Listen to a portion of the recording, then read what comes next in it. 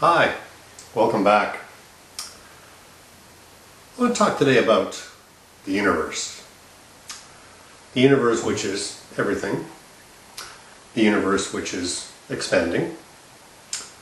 The universe which is accessible to us in various forms and at various points. And I want to draw an analogy. I want to liken the universe, to show how it works, liken the universe to an infinite buffet. And there are a few things about the buffet that are common to all buffets. One is that there's no table service.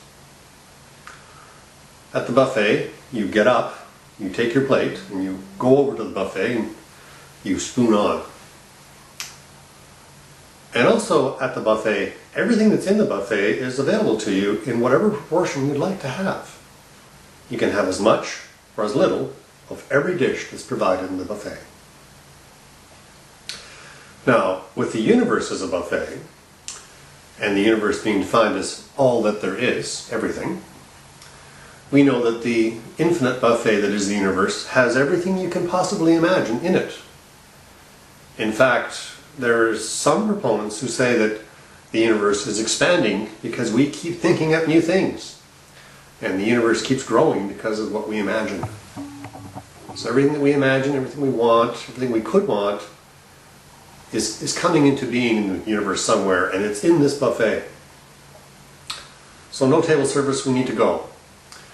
Because this universe, which is a buffet, which is infinite, has everything in it, we can have what we like, but we need to ask. And by asking, I mean reach out and take the thing that you want.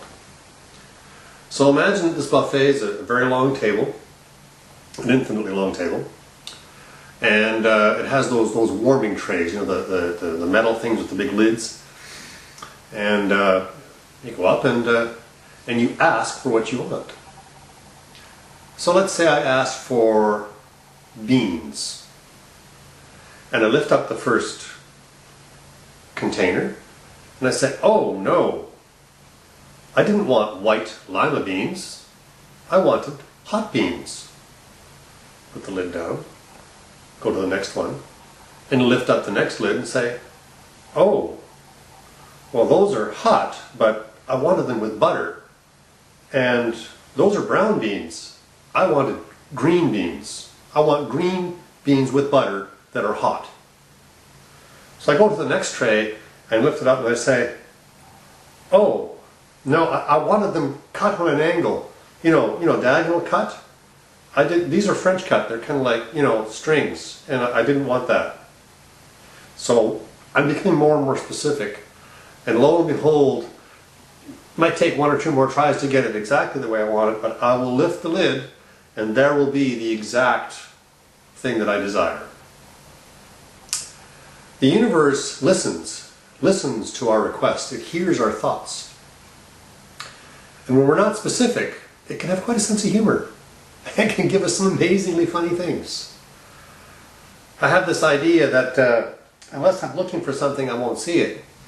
So how many red and white trucks did you see on the way to work today in your drive down the road? How many red and white trucks did you see? Most people will shrug and say, I don't know, a few I guess. And the response that I give is, well, how many might there have been? How many red and white trucks might there have been? I don't know. Lots, I suppose. Pretty common. This is, so what would you have to have done to have seen them all? Most people say, well, I would have to have been looking for them. I would have to have purposely been looking for them. Well, yes. Once I purposely look for something, once I name it, once I imagine it in my mind, once I ask the universe, I make a request to the universal buffet, I want to see a red and white truck. I want to see all red and white trucks.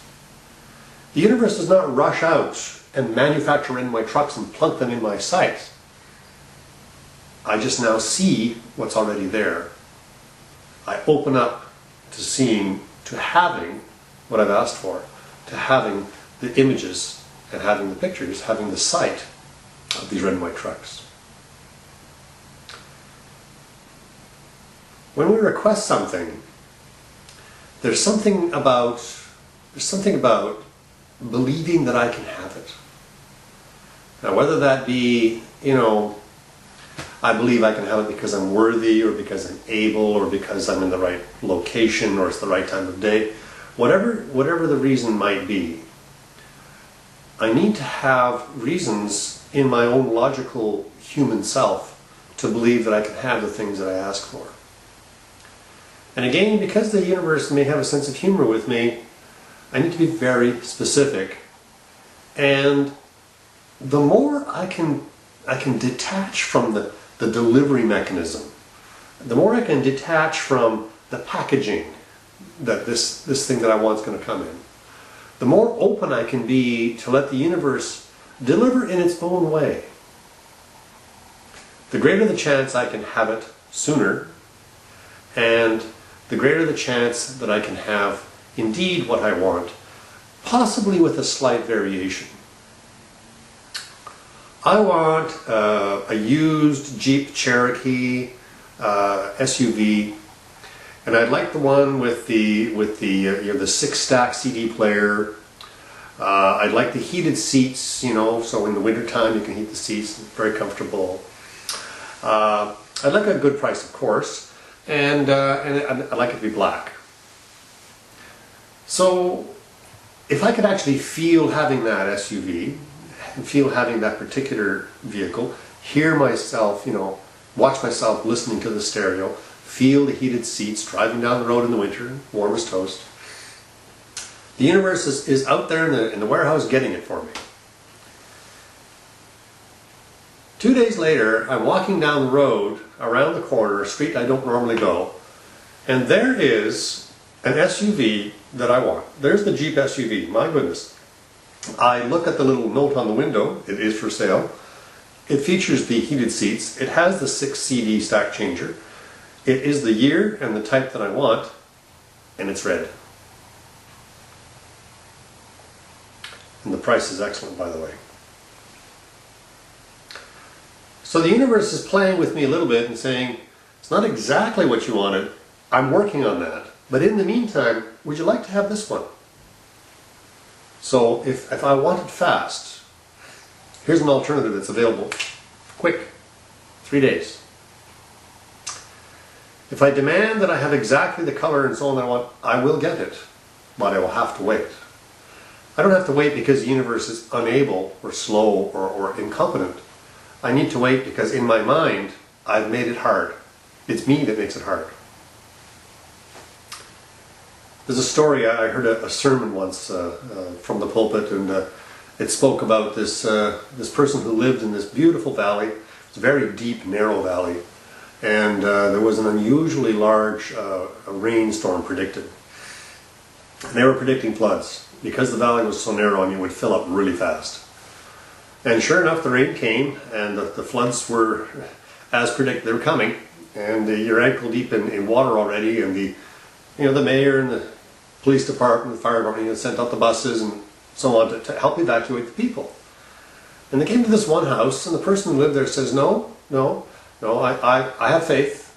I have a great relationship with my Maker. I know that I will not be, untaken care of. I'll be taken care of very well. The Lord will save me. I'm not going. Okay, well, great. We have a lot of other people to take care of. We'll come back for you. Off go the various rescue teams, and before you know it, the water is up to the 2nd floor. This person's up in the 2nd story of their house. And along comes a motorboat. The fire department coming along with a motorboat. And they remembered this person, so they went and they tried to get this person out. But every time they came close to one of the windows to get him out, he would close the windows, close the drapes, and run to the other side of the house. Well, they fiddled around with this guy for a little while, but he just was not coming out. And again, the Lord will save me. I have faith, the Lord will save me. Sure enough, okay, fine. So the boat took off and had other things to do, and was getting other people to safety. So now we find this person standing on the roof, water up to their armpits, hanging on to the chimney. And the rain's not stopped yet. Helicopter comes along. Now the people in the helicopter were warned about this person, they knew about them. They weren't asking any questions, they simply wanted to rescue people on the line, one of those rescue basket things, And down they went to get this person into the rescue basket. He swam away. He refused to be rescued. He swam away. And they chased him around with his helicopter as best they could, but he just outswam them and eventually he drowned. He died. Sad situation. So this person finds himself on the other side and standing at the pearly gates, if we will. And of course the myth is that St. Peter is standing there taking roll call as people come in and out. And this person is actually a little bit pissed with St. Peter and kind of just, look at, I had the faith, I believed, I did this, I that, and I'm dead. What's going on? Well, St. Peter kind of raises an eyebrow and says, oh, well, hey, whoa. Okay, it sounds like maybe God should answer this himself. So let's just go down. You can ask him yourself. This fellow is quite justified. We're going to bounce down there, come to the great hall where God is, and in they come, and he kind of calmed down a little bit because after all, I mean, he was in the Maker's presence, and he kind of started at him. He says, no, what is going on here? I had the faith. I did everything. I tithed. I gave to the poor. I did everything. I did everything. I believed that you would save me as you said you would, and you didn't. God looked at this person, and with the most tender, loving voice, said, my beautiful, beautiful child, I sent the bus, I sent the boat, and I sent the helicopter. Why did you deny my gifts?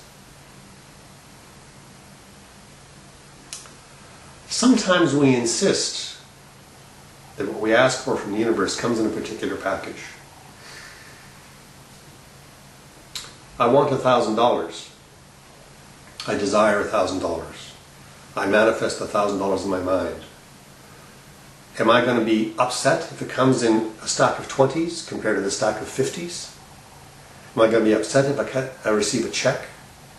I'm going to be upset and discard it if I find that I receive $1,000 credit on my credit card bill as a gift?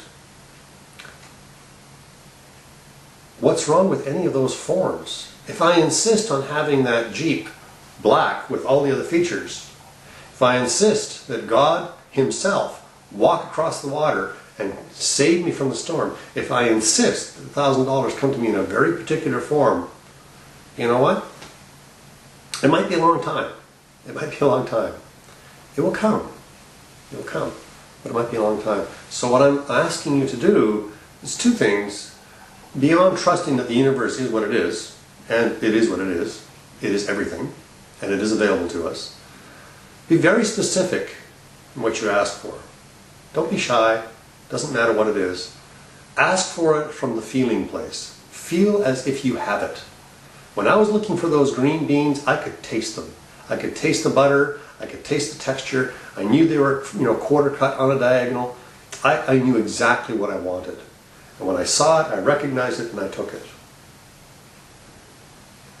So have the feeling connection to the thing I want, and then detach from how it's going to come to me. Because the way that the universe may choose to get it to me will be way more efficient than something that I can plan all by myself. And it will probably surprise me and delight me. And I will have my wants. I will have my desires fulfilled. It's all good. The universe is everything. And we are part of everything. And we're invited to share in everything. Enjoy. Enjoy your buffet. Thanks.